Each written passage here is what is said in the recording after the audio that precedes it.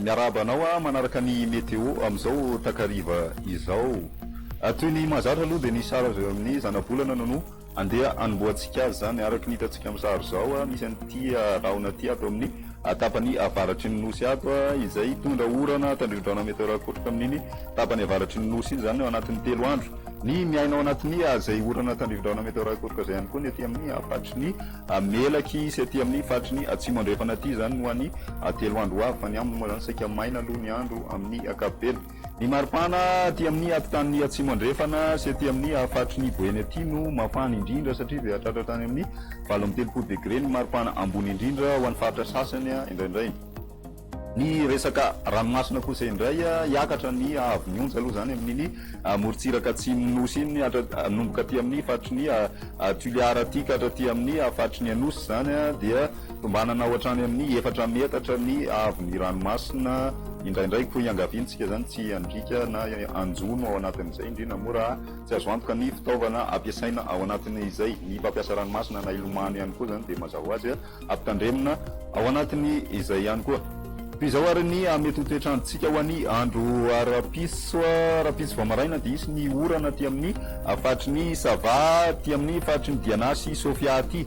Andraona ny andro ny morontsiraka ny boeny ka hatraty amin'ny morontsiraky ny melaka ety izay mety hisy sisan'orana tandrivondraona moa zany indraindray ary alana zay orana zay ho maina tanteraka ny andro ny amin'ny faritra sisa.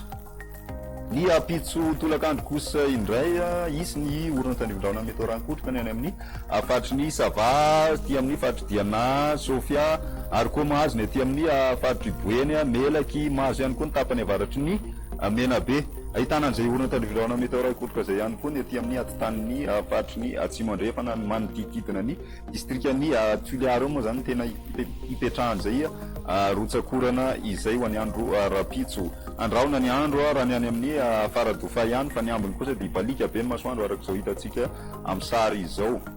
Ny maripana voavinavina ho an'ny rapitso vao maraina dia ao amin'ny 12 ka hatramin'ny 19 ny aty afovoantany i Ambatondrazaka ny mety mahazo hatrany amin'ny 17 degré. Ahitana fiakarana kely zany raha mitaha amin'ity androany ity. Ny maripana ambony indrindra kosa indray ho an'ny andro rapitso aty amin'ny fatriny melaky sy morondava aty no mafana indrindra mahatratra hatrany amin'ny 430 degré Celsius ny maripana ambony indrindra zany. Ny eto afovoantany kosa indray manodididina ny 17 ka hatramin'ny 20 degré mijanona eo ihany io zany tsy dia tena miakatra be hatrany amin'ny 20 zany intsony fa mijanona raha miakatra ambony zany dia eo amin'ny 30 degré Celsius. Amin'ireo tanan-dehibe ivelan'ny Madagasikara kosa indray anorana tandrivondraona ny any Paris, Nairobi sy Johannesburg kosa ho maina ny andro ary tena hibalika ny masoandro. Amin'ireo nosy rahavavy ivelan'ny Madagasikara kosa indray hibalika be ny masoandro any Mayotte sy La Réunion efa andimon-draona sy ny masoandro Maurice ary mety ahitana orana tandrivondraona meteorakotrika kosa ny any Comore anorana malefaky Seychelles ho an'ny andro rapitso izay.